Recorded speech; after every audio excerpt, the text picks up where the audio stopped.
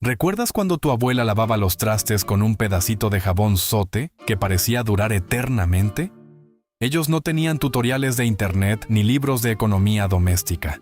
Tenían algo mejor. Tenían ingenio, necesidad y esa sabiduría que solo da la vida vivida con poco.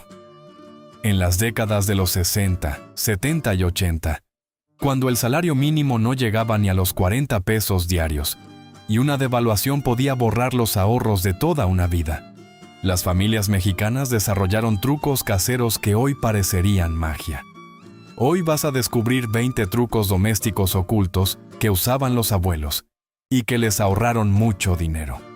Quédate hasta el final, porque el último truco es tan ingenioso que merece un aplauso. Aceite. En las cocinas mexicanas de los años 70, tirar el aceite después de freír era casi un pecado. Las abuelas tenían un sistema perfecto para reutilizarlo hasta 4 o 5 veces sin que perdiera sabor ni calidad. El secreto estaba en una botella vacía de Cloralex, bien lavada y seca, y un pedazo de manta de cielo que guardaban doblado en el cajón de los trapos. Cuando terminaban de freír las tortitas de papa o los chiles rellenos capeados, dejaban enfriar el aceite hasta que estuviera tibio. Entonces, colocaban la manta de cielo sobre la boca de la botella, la sujetaban con un hilo de costalilla y colaban el aceite lentamente.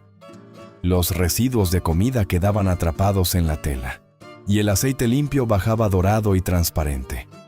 En tiempos donde un litro de aceite cristal costaba casi 20 pesos y el salario diario no llegaba a 40, este truco podía ahorrar hasta el equivalente a 2 días de trabajo al mes.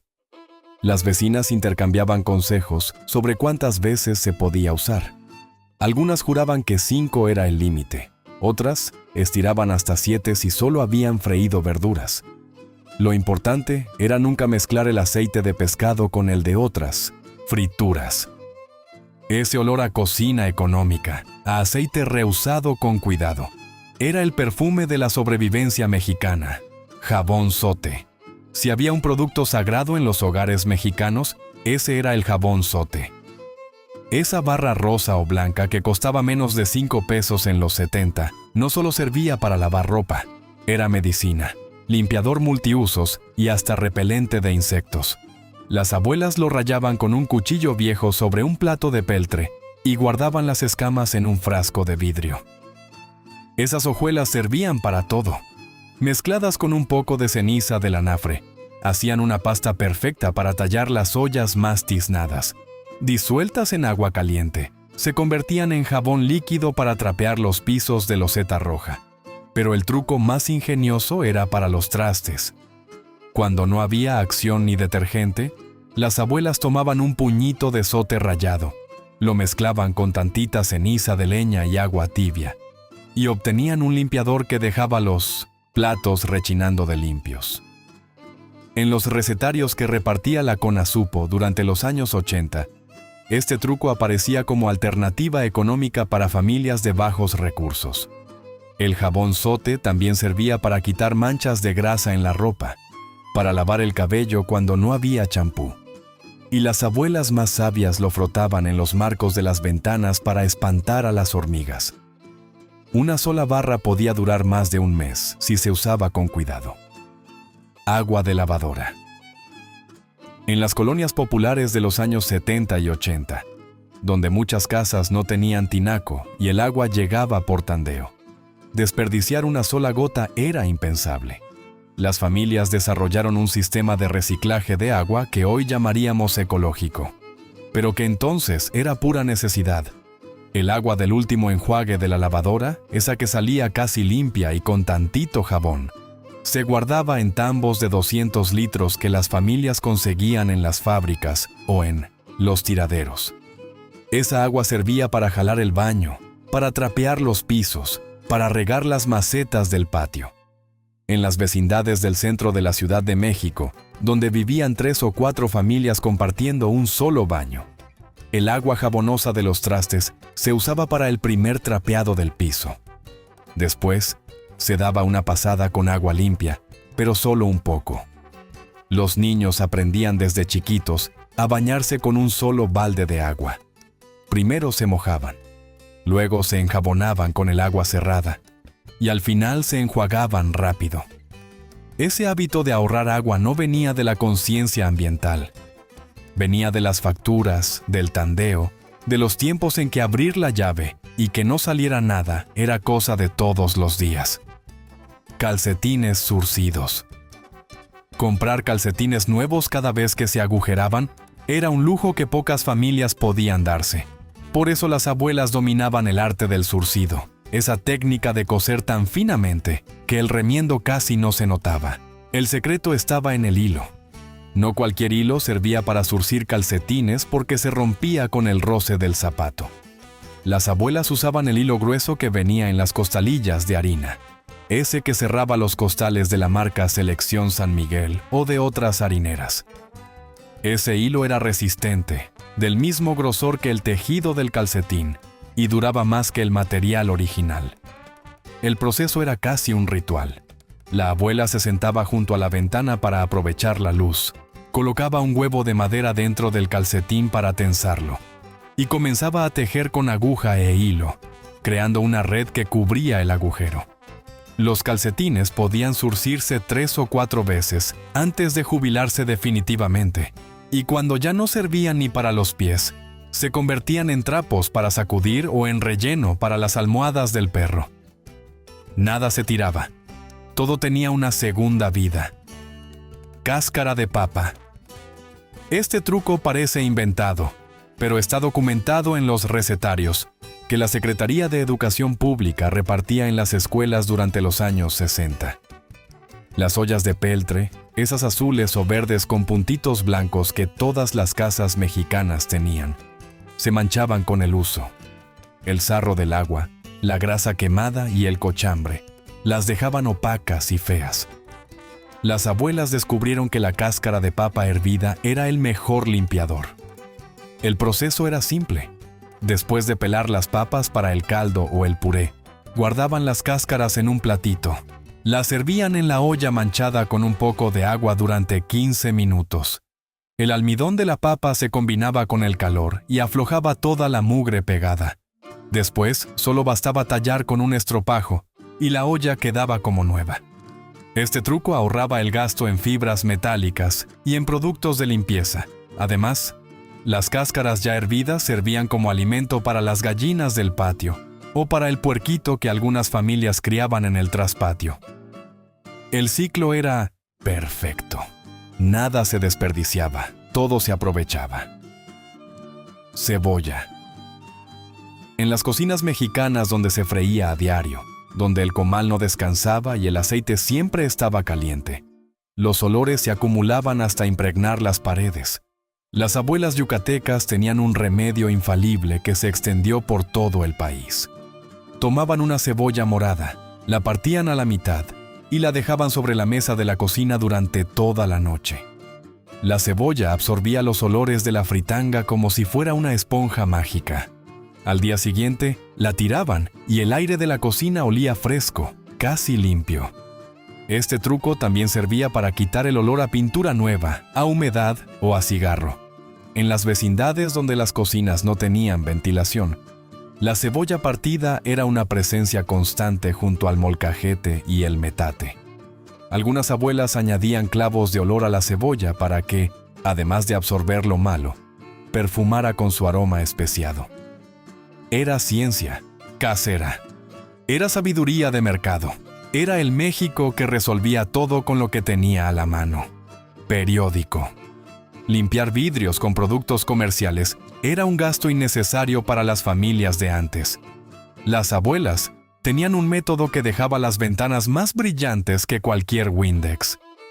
La noche anterior, rociaban los vidrios con vinagre blanco, ese que vendían en botella de vidrio con la etiqueta de La Caperucita.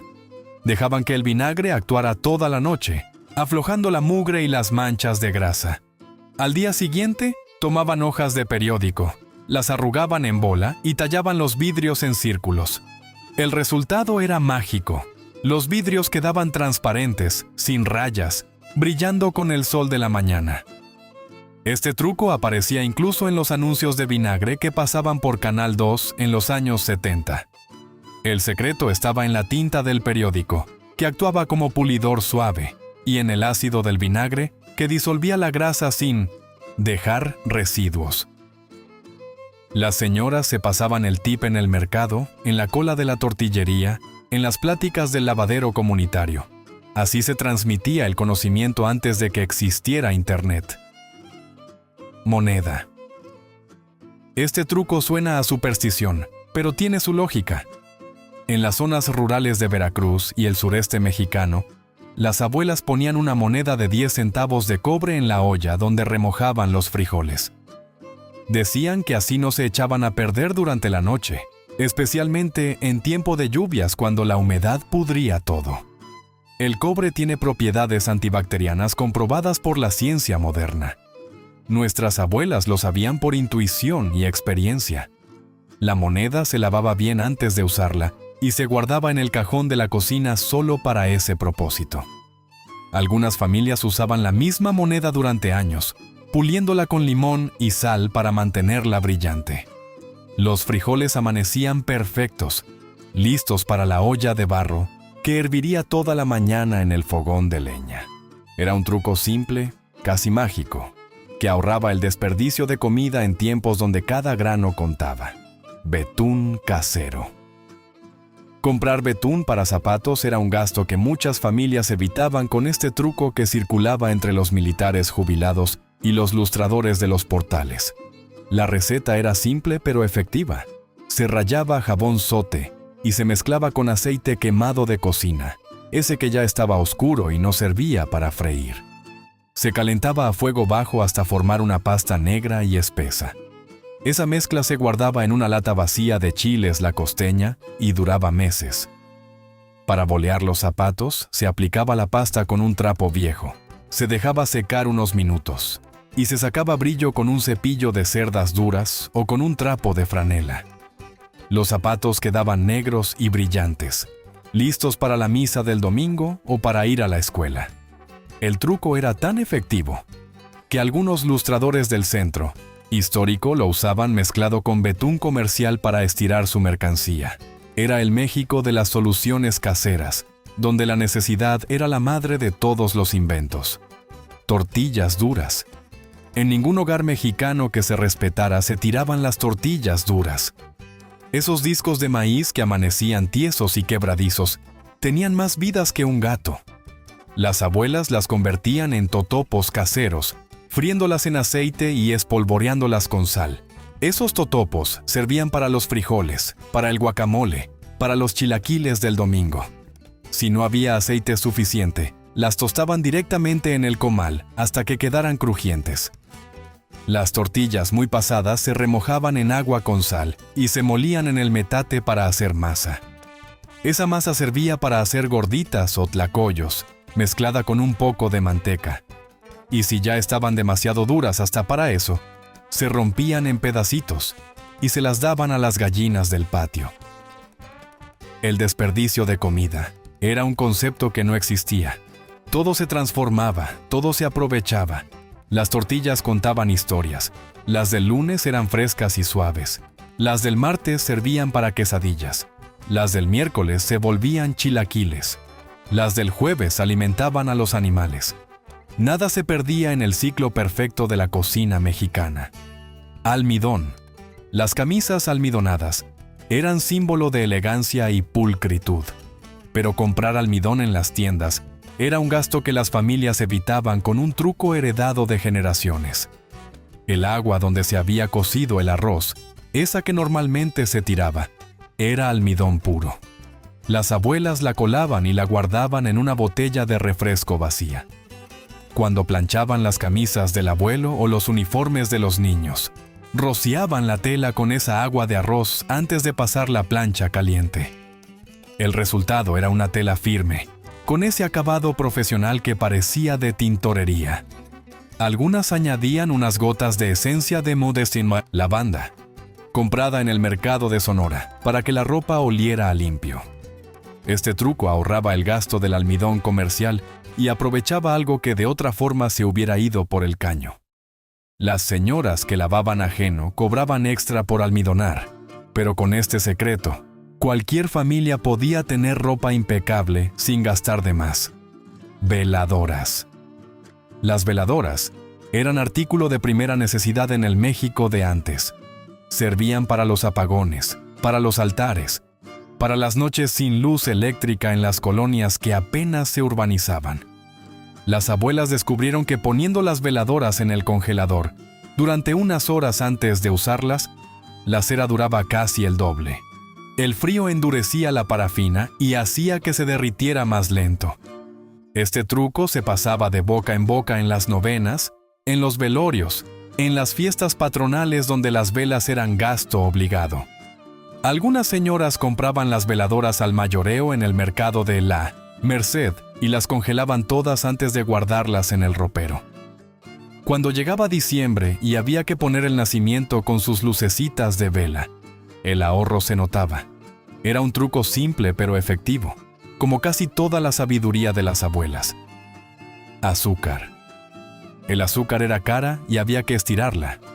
Las abuelas descubrieron que quemándola en una cuchara sobre la lumbre, obtenían un caramelo oscuro que servía para todo. Ese caramelo, disuelto en agua caliente, se convertía en jarabe para la tos. Mezclado con café de olla, daba un sabor tostado delicioso. Añadido al arroz con leche, lo convertía en postre de fiesta. El proceso requería cuidado. Se ponía una cucharada de azúcar en una cuchara grande de metal. Se acercaba al fuego de la estufa y se esperaba a que burbujeara y se pusiera color ámbar. Si se pasaba de tueste, quedaba amargo. Si se sacaba muy pronto, no desarrollaba el sabor. Las abuelas conocían el punto exacto, ese momento en que el azúcar huele a caramelo y brilla como miel oscura. Con una sola cucharada de azúcar quemada se podían saborizar varios litros de bebida. Era alquimia casera, transformación mágica, economía pura, trapos. Comprar trapos para limpiar era impensable. En las casas mexicanas, los trapos nacían de la ropa que ya no servía para nada más. Las camisetas agujeradas del abuelo se cortaban en cuadros y se convertían en trapos para sacudir. Los calzones viejos, con su tela de algodón suave, eran perfectos para pulir los muebles. Las sábanas raídas se transformaban en jergas para trapear. Los vestidos pasados de moda se deshacían y sus retazos servían para hacer tapetes de nudos. Nada se tiraba, todo se transformaba. Las abuelas tenían un cajón especial donde guardaban los trapos clasificados por uso. Los de cocina separados de los del baño, los de sacudir aparte de los de pulir. Cada trapo tenía su historia. Este era la camisa del tío, Chencho. Aquel fue el mandil de la abuela Cuca. El de allá salió del vestido de novia de la tía que nunca se casó. Los trapos eran memoria textil, archivo familiar hecho de tela, carbón. En las zonas rurales donde el agua llegaba turbia del pozo o del río, las familias tenían un sistema de purificación casero. Ponían trozos de carbón de leña en el fondo de las ollas de barro, donde guardaban el agua para beber. El carbón absorbía las impurezas y dejaba el agua más clara y con mejor sabor. Este conocimiento venía de siglos atrás, de los pueblos originarios que sabían que el carbón limpiaba el agua. Las abuelas renovaban el carbón cada semana, lavándolo y poniéndolo al sol para que se reactivara. En las ciudades, donde el agua de la llave sabía a cloro, el carbón también ayudaba a mejorar el sabor. Algunas familias ponían el carbón dentro de una bolsita de manta para que no se deshiciera y ensuciara el agua. Era tecnología ancestral, ciencia sin nombre, sabiduría que la modernidad olvidó. Limón. El limón era el producto multiusos por excelencia. Quitaba manchas de la ropa, desinfectaba las tablas de picar, blanqueaba los codos y las rodillas oscurecidas, eliminaba el olor a pescado de las manos. Mezclado con bicarbonato, se convertía en pasta dental casera. Con sal, en limpiador de cobre y latón. Con aceite de oliva, en tratamiento para las uñas quebradizas. Las abuelas exprimían hasta la última gota y luego usaban las cáscaras. Las cáscaras de limón hervidas perfumaban la casa y espantaban a los mosquitos. Talladas en los codos, los suavizaban. Puestas en el refrigerador, quitaban los malos olores. 1 kilo de limones rendía para cocinar, limpiar, curar y perfumar. En el México de antes, el limón era farmacia, tlapalería y perfumería en una sola fruta. En los mercados sobre ruedas, las señoras escogían los limones uno por uno, apretándolos para saber cuáles tenían más jugo. Los vendedores ya las conocían y les apartaban los mejores de la caja. En las casas donde había un arbolito de limón en el patio, la familia entera presumía como si tuviera un tesoro. Los vecinos llegaban a pedir limones prestados y a cambio dejaban un manojo de hierbabuena o unos chiles del huerto. Ese intercambio silencioso entre vecinos era parte de la economía invisible que sostenía a los barrios. El limón no solo ahorraba dinero, tejía comunidad, ropa. Las abuelas odiaban planchar, así que inventaron métodos para evitarlo. El truco principal era colgar la ropa perfectamente estirada, sin una sola arruga, jalando las costuras antes de tenderla. Pero había otro secreto. Cuando la ropa se secaba con arrugas, la colgaban en el baño mientras alguien se bañaba con agua caliente. El vapor relajaba las fibras y las arrugas desaparecían solas. Al día siguiente, la ropa amanecía lista para usarse sin necesidad de plancha. Este truco ahorraba electricidad, que en los años 70 y 80 era cada vez más cara. También ahorraba tiempo, ese recurso escaso de las madres que trabajaban doble jornada. Las camisas de vestir sí necesitaban plancha, pero las blusas de diario, los pantalones de mezclilla, las faldas de algodón, todo eso se alisaba con vapor y gravedad. Era el arte de hacer menos para lograr más. En las vecindades, los tendederos eran territorio sagrado. Cada familia tenía su tramo de alambre, y ay de quien colgara su ropa en el espacio ajeno. Las sábanas blancas ondeaban como banderas de limpieza mientras las señoras platicaban los chismes del día. Los niños corrían entre las sábanas mojadas jugando a las escondidas, y más de uno recibió un pellizco por ensuciar lo recién lavado. Ese tendedero era más que un lugar para secar ropa. Era el centro social del patio, el lugar donde se arreglaba el mundo entre cubeta y cubeta. Ahí se planchaba la ropa y también la vida. Ollas. Antes de los refrigeradores, las familias mexicanas conservaban la comida en ollas de barro. El barro poroso permitía que el aire circulara, manteniendo los alimentos frescos sin que se pudrieran. Los frijoles se guardaban en su olla de barro tapada con un plato.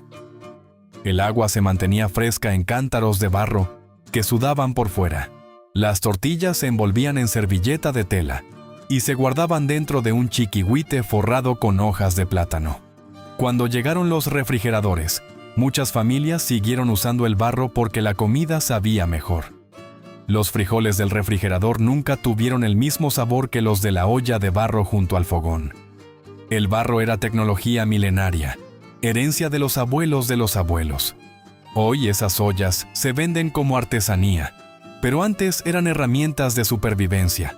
Las ollas de barro venían de pueblos alfareros como Metepec, Oaxaca o Santa Fe de la Laguna en 1900, Michoacán.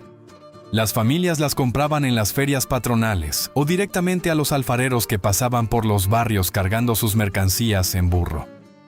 Cada olla se curaba antes de usarla por primera vez. Se le untaba ajo por dentro, se llenaba de agua con cal y se dejaba reposar toda la noche. Ese ritual le daba resistencia y sellaba los poros para que no se filtrara la comida. Una olla bien curada duraba décadas. Se heredaba de madre a hija como si fuera joya de familia. Porque en aquellos tiempos, una buena olla de barro valía más que cualquier aparato moderno. Remiendo.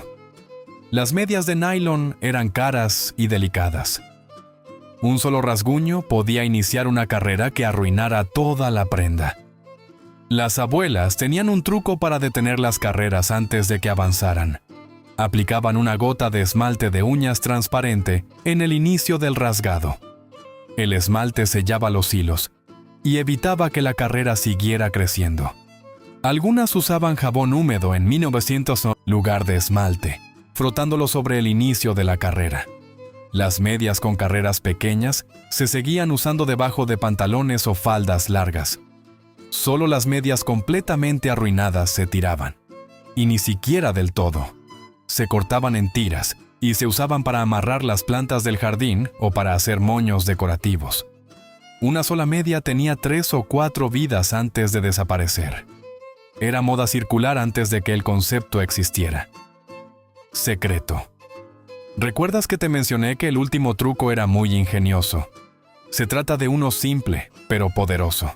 Ningún truco funcionaba solo. El verdadero ahorro estaba en la mentalidad, en esa forma de ver el mundo donde nada sobraba y todo servía. Las abuelas no ahorraban por tacañas. Ahorraban porque habían vivido tiempos de crisis, de devaluaciones, de cuando el dinero perdía valor en días. Sabían que un peso guardado hoy podía ser la salvación de mañana. Sabían que un trapo bien cuidado evitaba comprar otro, que una olla limpia duraba generaciones, que el agua ahorrada era agua que nunca faltaría. Esa mentalidad de abundancia desde la escasez fue su mayor herencia. No nos dejaron solo trucos, nos dejaron una filosofía de vida. La filosofía de aprovechar, reutilizar, agradecer lo que se tiene y no desperdiciar nada. Hoy vivimos en tiempos de usar y tirar, de comprar nuevo cuando lo viejo todavía sirve, de buscar lo fácil aunque cueste más. Pero en algún rincón de nuestra memoria, sigue viva la voz de la abuela diciendo que no seas malora, que apagues la luz, que cierres la llave, que ese plato todavía tiene comida, que esa camisa aguanta otro remiendo. Esa voz es el eco de un México que sabía vivir con poco y ser feliz con menos. Un México que olía a jabón zote, a café de olla, a tortillas recién hechas. Un México que resolvía problemas con ingenio, no con tarjeta de crédito. Cada vez que guardamos el aceite, que remendamos un calcetín, que aprovechamos las sobras, estamos honrando a quienes vinieron antes. Estamos diciendo que su sabiduría no murió con ellos, que el México de las abuelas sigue vivo en nuestras cocinas, en nuestros trucos, en nuestra forma de estirar el gasto y hacer rendir lo poco. Porque ahorrar no es solo guardar dinero, es guardar memoria. ¿Cuál de estos trucos usaban en tu casa? Comparte este video con alguien que necesite recordar que la sabiduría de antes sigue funcionando hoy.